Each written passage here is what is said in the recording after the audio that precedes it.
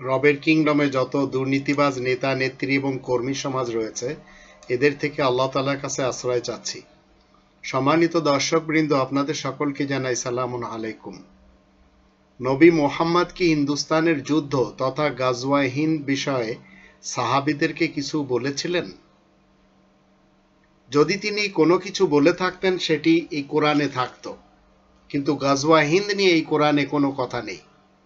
গাজওয়ায়ে হিন্দ নিয়ে দুইজন কোরআনের শত্রু মূর্খ ব্যক্তি তারা তাদের রিওয়ায়াতের গ্রন্থে যে ঘটনা বর্ণনা করেছে সেগুলি সবই কোরআন বিরোধী। আসুন আমরা একটু শুনে নিই।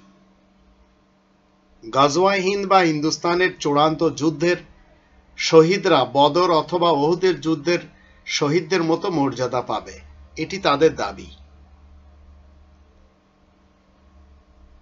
এখন বদরের যুদ্ধ আর উহুদের যুদ্ধ কতটুকু কোরআন সম্মত সেটিও আপনারা জানতে পারবেন। গাজওয়াতুল হিন্দ সম্পর্কে বলা হয়েছে, আল্লাহ কিন্তু বলেননি, রাসূলও বলেননি, কিন্তু এটি কথিত রয়েছে। এটা হবে কাফের মুশরিকদের সাথে মুসলমানদের পৃথিবীর বৃহত্তম যুদ্ধ। এই যুদ্ধে হিন্দুস্তানে মোট মুসলমানদের মধ্যে 3টি ভাগ হবে। তার মধ্যে 1/3 মারা যাবে, তাদের কথা মতে শহীদ হয়ে যাবে, আরেক অংশ পালিয়ে যাবে, আর শেষ অংশ যুদ্ধ চালিয়ে যাবে। যুদ্ধে মুসলমানদের জয় হবে, কিন্তু এটা এতটাই ভয়াবহ হবে যে হয়তো অল্প কিছু সংখ্যক মুসলমানেরাই বেঁচে থাকবে বিজয়ের খোশ আমদেদ করার জন্য। অন্য বর্ণনাতে কি বলা হচ্ছে? এ হচ্ছে একটি বর্ণনা।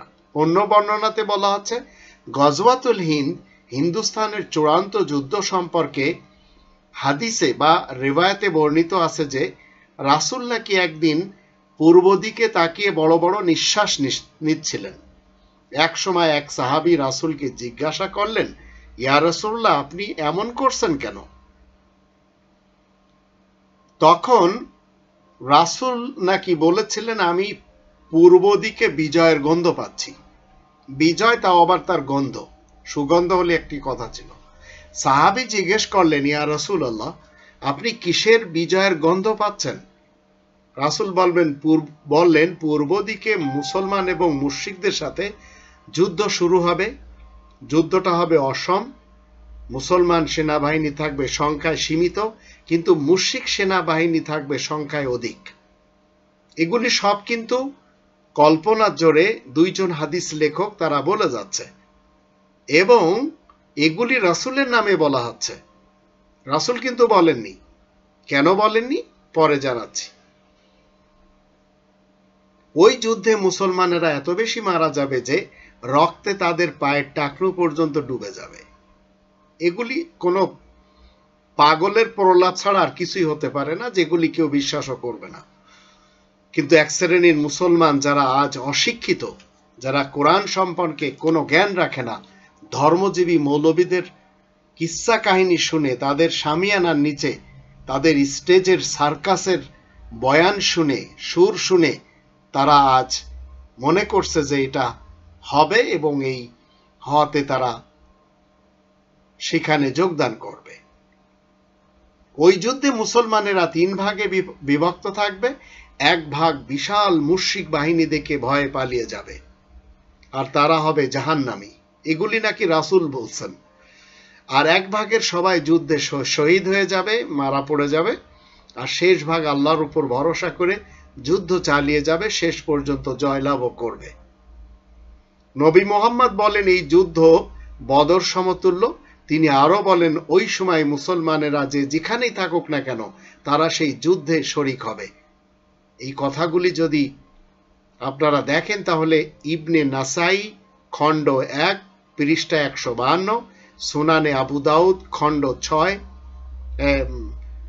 এবং সেখানে এগুলি আপনারা পাবেন।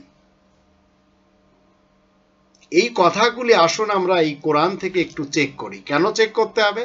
এই কোরআনের 25 নম্বর সূরা আল ফুরকান এর প্রথম আয়াতে আল্লাহ বলেন, তাবারাকাল্লাযী নাযালাল ফুরকান।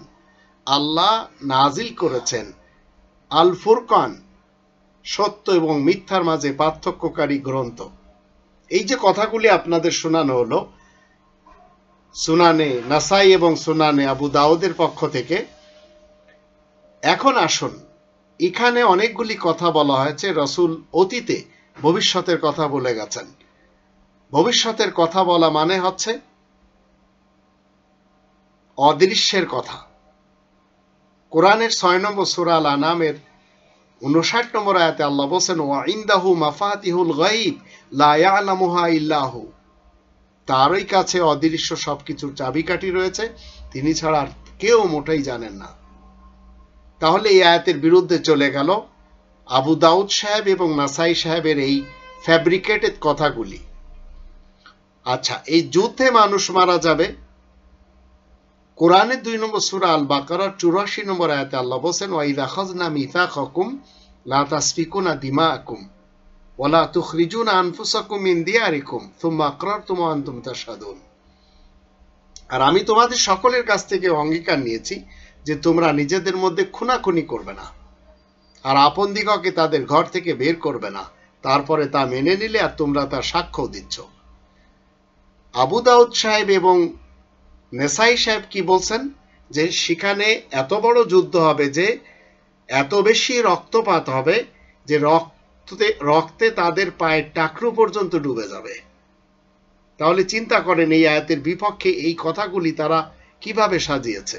এবার আসুন, যুদ্ধগুলি মুসলিমরা করবে? কখনো কি মুসলিমরা করেছে? সে যে কোনো যুদ্ধ হোক না। কোরআন বলছে ইহুদিদের ব্যাপারে।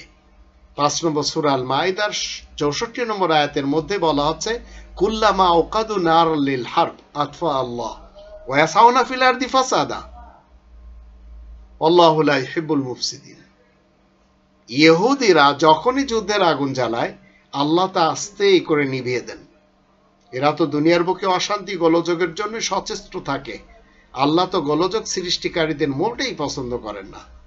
তাহলে যুদ্ধ ইসলামের নামে। ইসলাম মানে কি? ইসলাম মানে শান্তি। দিন ইসলাম মানে শান্তির ফয়সালা, সবই কোরআনে রয়েছে। ইসলাম মানে যুদ্ধ না, ইসলাম যুদ্ধ মুক্ত। ইসলামে কোনোদিন রক্তক্ষয়ী যুদ্ধ নেই। এই কথাগুলি নাসাই সাহেব, ইবনে মাজাহ সাহেব কিভাবে বললেন? এগুলি কোরআন বিরোধী কথা। রাসূল তো বলতেই পারেন না। কারণ 50 নম্বর সূরা কফ এর 45 নম্বর আয়াতে আল্লাহ বলেন, নাহনু আ'লামু বিমা ইয়াকুলুন ওয়া মা আনতা আলাইহিম বিজাব্বার ফাযাক্কির বিল কুরআনি মান ইয়াখাফু ওয়াঈদ। আমি বেশ জানি মানুষেরা যা কিছু বলে যাচ্ছে, আর তুমি তাদের উপরে কড়াকড়ির কোনো ব্যবস্থা আরোপকারী তো নও। সুতরাং শুধু কোরআনের সাথেই তাদেরকে উপদেশ দিবে যারা আমার শাস্তি থেকে ভয় করে চলবে। তাহলে রাসূল কোরআনের সাথে উপদেশ দিবেন। নাসাই ইবনে মাজাহ কোরআনের সাথে উপদেশ দেননি, কিন্তু উনাদের নিজস্ব খেয়াল, ধারণা, কল্পনা এগুলি রাসূলের সাথে সম্পৃক্ত করেছেন। তাই তাদের অবস্থা কি হবে? আসুন 2 নম্বর সূরা আল বাকারা এর 78 নম্বর এবং 79 আয়াত দুটি আমরা দেখে নিই। আল্লাহ বলছেন, আর মানুষের মধ্যে অনেকে অশিক্ষিত রয়েছে। অমিনহুম উম্মিয়ুন লা ইয়ালামুন আল কিতাব ইল্লা আমানিয়া ওয়া ইনহুম ইল্লা ইয়াদুন্নুন ফাওয়াইলুল লিল্লাযিনা ইয়াকতুবুনা আল কিতাবা বিআইদিহিম সুম্মা ইয়াকুলুনা হাযা মিন ইনদিল্লাহ লিয়াশতারু বিহি সামানান কলিলা ফাওয়াইলুল লাহুম মিম্মা কাতাবাত আইদিহিম ওয়া ওয়াইলুল লাহুম মিম্মা ইয়াকসিবুন। আর মানুষের মধ্যে অনেকেই অশিক্ষিত রয়েছে, তারা আল কিতাবের খবর রাখে না, কিন্তু তারা মিথ্যা আকাঙ্ক্ষা ছাড়া আর কিছুই জানে না, আর তাদের কাছে কল্পনা ছাড়া কিছুই নেই। আর ধ্বংস হবে তারা যারা নিজেদের হাতের দ্বারা গ্রন্থ রচনা করবে, তারপরে বলবে এই গ্রন্থ আল্লাহ তাআলার নিকট থেকে এসেছে, বিক্রির জন্য এর সাথে কিছু মূল্য নিয়ে থাকে। আর ধ্বংস হবে তারা যা কিছু তারা হাত দিয়ে লেখে, আর ধ্বংস হবে তারা তা থেকে যা তারা অর্জন করে। এখন চিন্তা করে দেখুন এই আয়াতগুলির দৃষ্টিতে নেসাই সাহেব কোথায় যাচ্ছেন, ইবনে মাজাহ সাহেব কোথায় যাচ্ছেন, আর যারা এই গজওয়া হিন্দের ড্রামা মানুষের সামনে তুলে ধরছে তারাও বা কোথায় যাচ্ছেন। আল্লাহ আমাদের সবাইকে কোরআন মতে জীবন কাটানো তৌফিক দান করুন। এই কোরআনের 25 নম্বর সূরা আল ফুরকানের 52 নম্বর আয়াতে আল্লাহ বলেন, ফালা তুতিল কাফিরিন, যারা আয়াত গোপনকারী তাদের তুমি অনুসরণ করবে না। ওয়াজাহিদুম বিহি জিহাদান কাবীরা, তাদের সাথে এই কোরআনের আয়াতের মাধ্যম দিয়ে জিহাদান কাবীরা, সবচেয়ে বড় জিহাদ, সবচেয়ে জোরদার জিহাদ চালিয়ে যাবে। তাই আসুন আমরা গজওয়া হিন্দের এই নাটক এ থেকে দূরে আসি, নইলে ধ্বংসের কূপে পতিত হতে হবে। আল্লাহ আমাদের সবার উপরে দয়া করুন, রহম করুন।